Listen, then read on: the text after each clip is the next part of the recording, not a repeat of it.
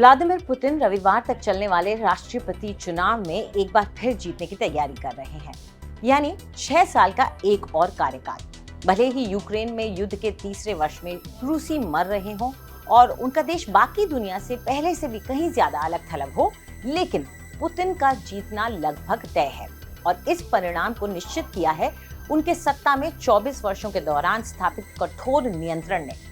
Putin का कार्यकाल Soviet नेता जोसेफ स्टालिन के बाद सबसे लंबा क्रेमलिन कार्यकाल है। पुतिन ने कठोर नए कानूनों के माध्यम से हर उस आवाज को दबा दिया जो उनके खिलाफ बोलती है। स्वतंत्र आवाजों पर भारी जुर्माना या जेल थोपना रूस में आम है। आलोचक अचानक से मर जाते हैं या विदेश भाग जाते हैं। मतपत्र में जो 3 अन्य सांकेतिक उम्मीदवार शामिल किए गए हैं, वो सार्वजनिक रूप से पुतिन की ही नीतियों का समर्थन करते हैं। ये तो ऐसा हुआ जैसे कि हर उम्मीदवार पुतिन ही है, तो फिर चॉइस कैसे? लेकिन सवाल जो हम पूछ रहे हैं वो ये कि युद्ध का चुनाव पर क्या असर पड़ रहा है। पुतिन ने अपने अभियान को यूक्रेन में अपने लक्ष्यों को पूरा करने की प्रतिज्ञा पर केंद्रित किया है और संघर्ष को रूस और उसके 146 मिलियन लोगों के अस्तित्व के लिए पश्चिम के खिलाफ लड़ाई के रूप में लोकप्रिय करने की कोशिश भी की है।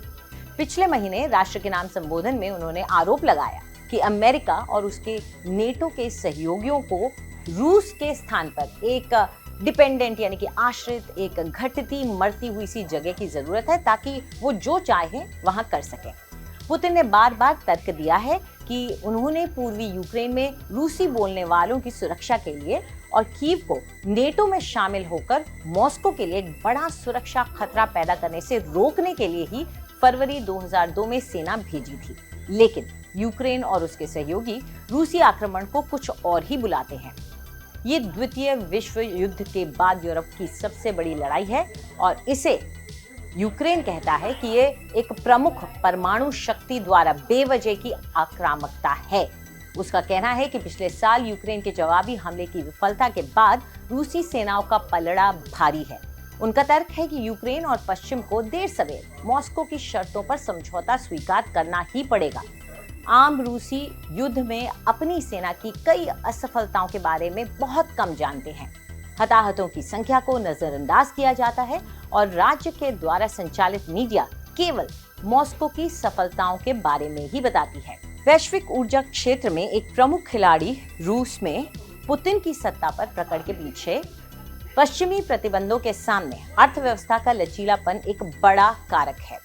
अंतर्राष्ट्रीय मुद्रा कोष के अनुसार इस वर्ष अर्थव्यवस्था 2.6% बढ़ने की उम्मीद है, जबकि यूरोप में 0.9% विस्तार की भविष्यवाणी की गई है। मुद्रास्फीति यानी कि इन्फ्लेशन 7% से अधिक रहने का अनुमान है, लेकिन बेरोजगारी कम बनी हुई है। सैन्य उद्योग एक प्रमुख विकास इंजन बन गया है, जिसमें रक्षा संयंत्र मिसाइलों, टैंकों और गोला बारूद का उत्पादन कर रहे हैं। सेना के साथ अनुबंध पर हस्ताक्षर करने वाले सैकड़ों हजारों लोगों को भारी भुगतान ने उपभोक्ता मांग को भी बढ़ावा देने में मदद की है, जिससे आर्थिक विकास में योगदान मिला है।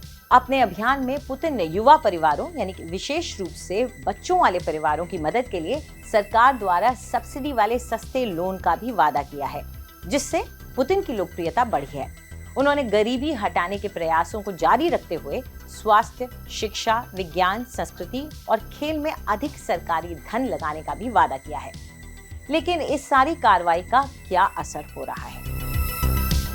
पुतिन ने 2000 में राष्ट्रपति बनने के बाद से संवैधानिक बदलावों को आगे बढ़ाते हुए रूसी राजनीति पर व्यवस्थित रूप से नियंत्रण कड़ा कर दिया है, जो उन्हें 2036 तक सत्ता में बनाए रख सकता है। यूक्रेन पर आक्रमण के बाद असहमति पर क्रेमलिन की कार्रवाई पहले कभी नहीं देखी गई थी। ऐसे में कौन राजनीति में पुतिन के सामने खड़ा हो सकता है? आक्रमण के कुछ दिनों बाद लागू की गई एक दमनकारी कानून ने युद्ध की किसी भी सार्वजनिक आलोचना को अपराध घोषित कर दिया और पुलिस द्वारा तेज एक्शन के तहत हर सभा को तितर-बितर किया जाता है।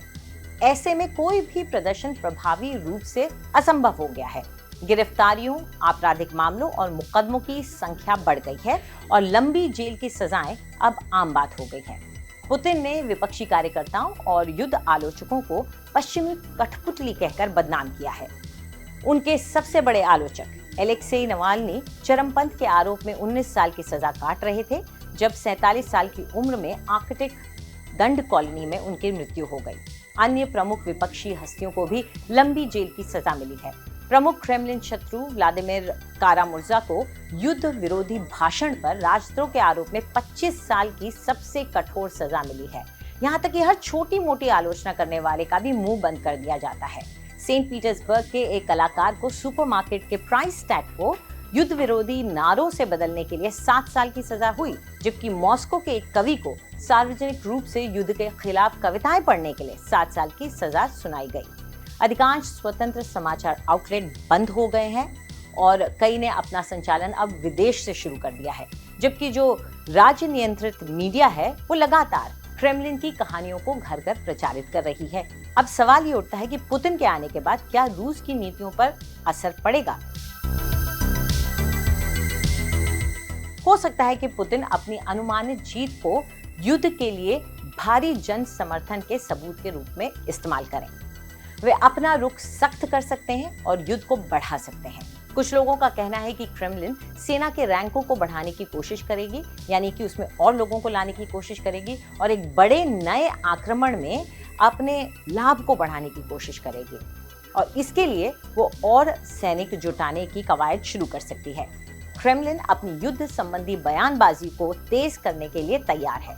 विपक्षी कार्यकर्ताओं और युद्ध आलोचकों के खिलाफ दमन का दायरा बढ़ने की भी संभावना है, क्योंकि प्रशासन असहमति के संकेतों को मिटाने के लिए अपने क्रूर प्रयासों में मर्यादा की कोई झलक नहीं छोड़ रहा है।